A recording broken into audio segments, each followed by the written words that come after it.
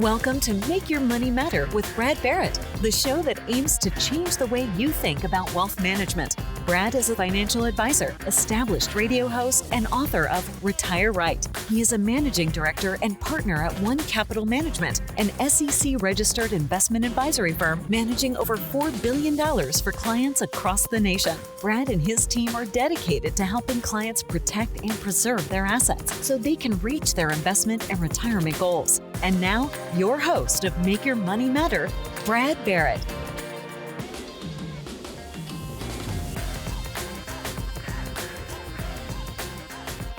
Welcome in to Make Your Money Matter. I'm your host, Brad Barrett. I'm also a managing director and partner here at One Capital Management. And our show each and every week aims to help you create a better relationship with your money. And today on our show, I want to talk about some tips and some tools, specifically 5, for becoming a financially successful couple. We're going to talk about open communication. We're going to talk about aligned priorities. We're going to talk about some very specific ways that whether or not you're in an early relationship, you're dating someone right now, you've been married for 30 years, or you're on a second marriage, wherever you are, these 5 tips are super important, I think, when it comes to the one big topic that every couple will deal with around money. But before we get started, make sure to go to our website at onecapital.com. There you can click on the media tab and download and subscribe to our podcast. You can also download the podcast on other platforms like Spotify or SoundCloud or the Apple iTunes app on your phone. And I ask each of you, leave us a message, leave us a comment, give us a review. It always helps us to hear our feedback and ultimately share with more people. And with that, let's get started. You know, in preparing for this week's show, as I was writing it, I was thinking over my past 2 decades of being an advisor, working with and being blessed to work with so many couples. I want to start out by saying this. Money in general, or the topic of finances, if you think about it, can be deeply personal. And it has the potential, as I've seen many times, to cause conflict in a relationship if you can't get on the same page. I'm just going to put it out there, okay, friends? Money conversations can be difficult. Like, you're not alone in this, all right? In fact, there's a study that showed 1 in 5 married people say it's the biggest issue that they face. But I want to share something loud and clear. Being a financially successful couple is possible, but it takes work, just like a marriage does.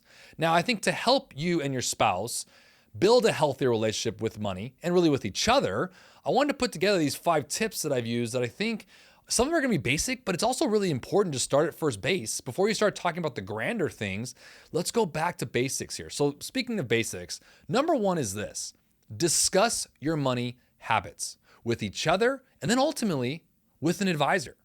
By the way, according to a study by Barrett Financial, do you know that more than 2/3 of couples are financially incompatible with each other? If you were just to line them up and say, okay, these, as the old matching game, right?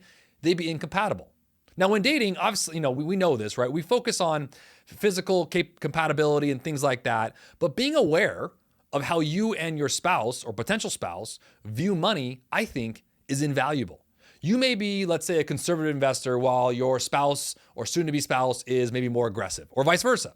Maybe perhaps one of you is a saver while the other is a spender. Here's the thing. Couples don't necessarily have to have the same approach to find financial success. And we, by and large, for the many households we're blessed to serve, I can certainly say that most people don't spend or invest their money the same way, even within a relationship. But you do need to understand each other's perspective. The discussion matters.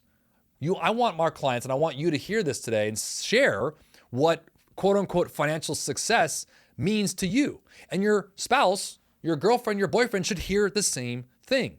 This will help you be aware of what each other, what each spouse, what partner in the relationship needs to feel financially stable and comfortable, both from an income as well as an investment or a savings perspective.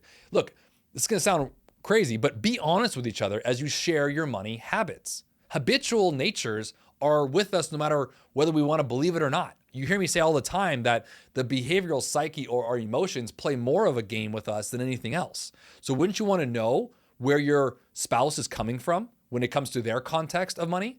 That's why number 1 is discussion. Now, according to that same Barrett Financial study, nearly half of adults say they have committed financial infidelity, if you will, or admit to hiding purchases from their partner. Now, look, Obviously, I can make some jokes here. My wife, Veronica, and I talk about it all the time because, I'm pretty sure I'm not fully aware of all the Amazon orders that are showing up. She says it's for the family and for the kids, but, look, let's be fair. And it's okay. We all do it. And it can be tempting, I think, to hide your financial baggage from a partner, especially if you're living in debt or things like that. But transparency is really important. I've worked with so many couples where, for example, one is ready to retire while the other is still struggling with some debt or understanding the debt within the household, right? If you are brave enough to disclose the good, the bad, and the ugly to your spouse, you can then create a plan that addresses any potential pitfalls as you set up both for financial success and really in retirement, for example, the overall sustainability of your retirement. Let me put a bow on number one and just say this. If you discuss it, you can fix it. If you don't discuss it, it won't be fixed. It's that simple.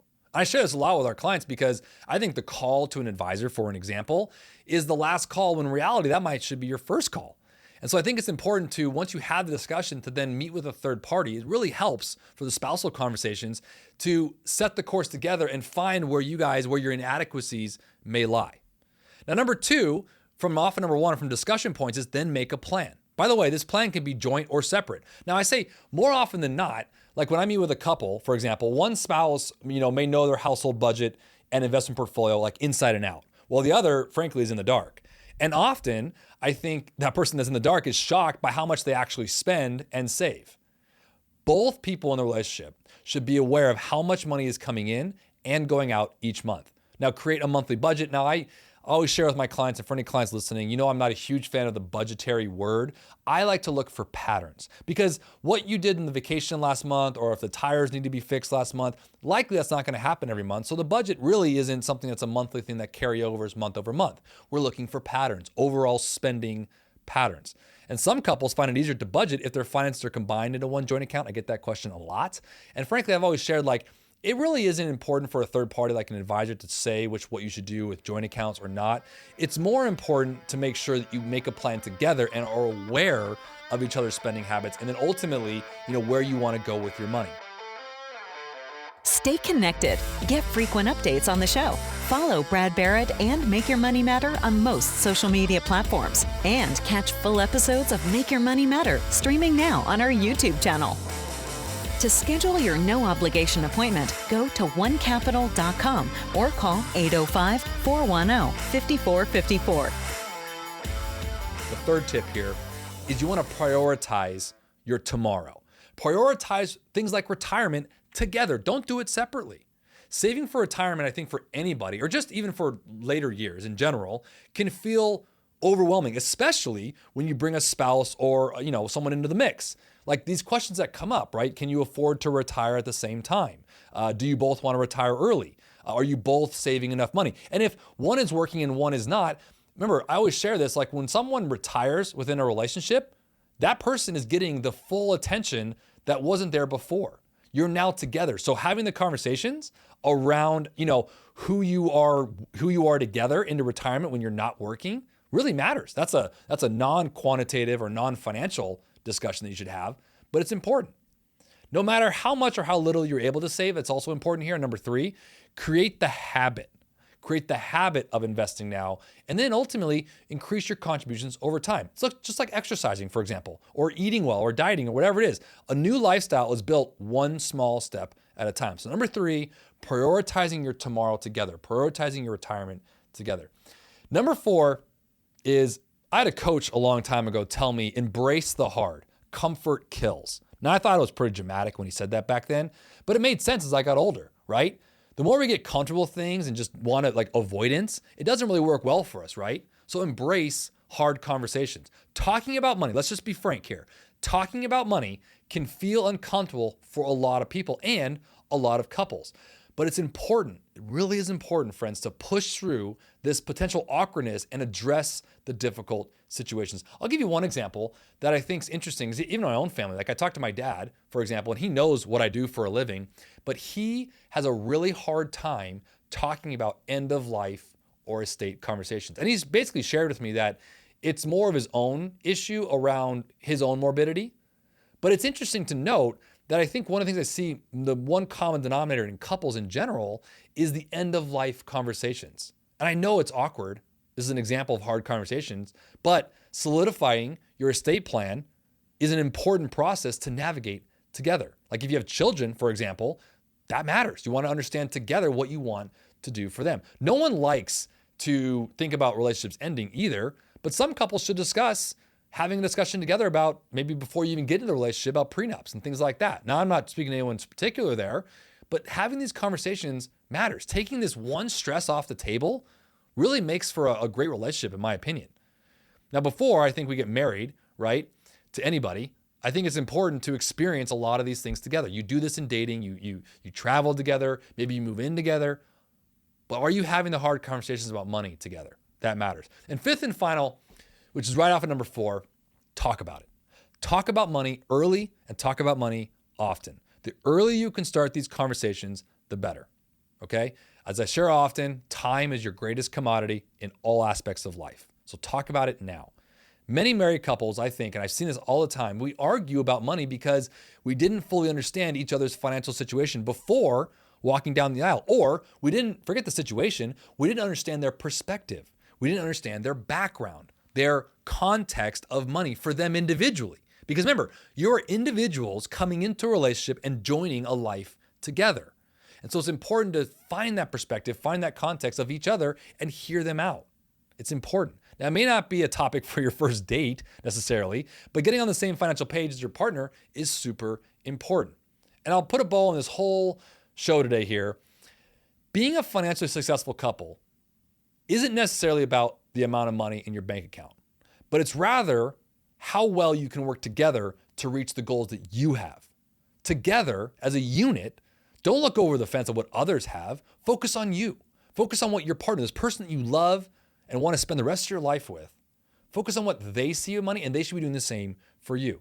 Because we all know, friends, life is full of the unexpected, which means, by the way, your financial plan is likely to ebb and flow. You hear me say this often.